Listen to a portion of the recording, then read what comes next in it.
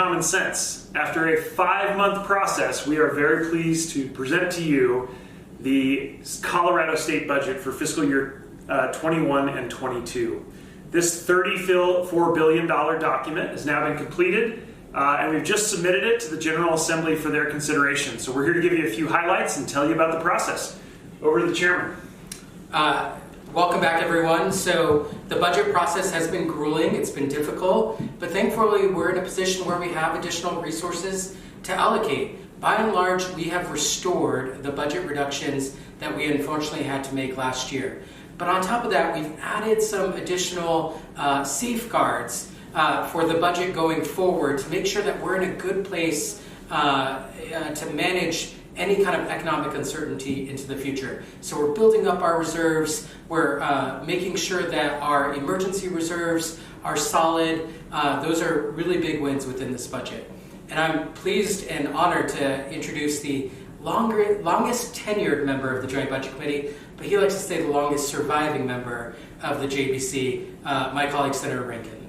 And indeed, after the 7th budget, this is the 2nd year of really historic work in the Joint Budget Committee. There's never been a year where we had to cut as much as we did last year, and there's never been a year where we could do as much with money that's, to some extent unexpected recovery this year. It's been a great process. It's been very bipartisan. I think majority party and leadership, we've been able to not only restore the budget, but to really focus on some important things like getting kids back to school, getting people back to work, putting money in transportation.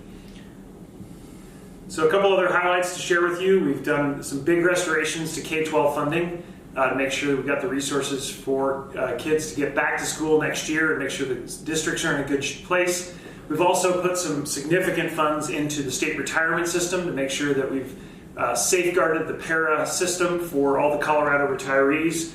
We've also made some big investments in helping the IDD community, the intellectually developmentally disabled, make sure we have more care available for the families that need it. So some important restorations, as was mentioned, but also some significant new investments in the state of Colorado.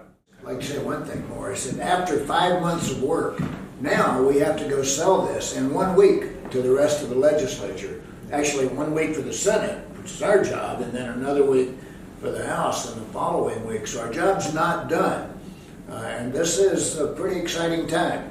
All of these, our fellow legislators who haven't paid much attention in the last 5 months will now come up with all sorts of ideas on how they should change it.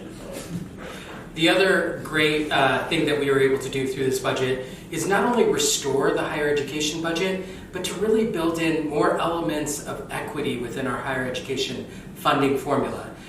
Additional resources for institutions that serve underrepresented minorities, Pell-eligible students, and first-generation students. These are the students that in times of economic uncertainty are the most likely not to finish their college education or their credential. So more resources for institutions to keep those students and make sure they get a degree or a credential is money well spent.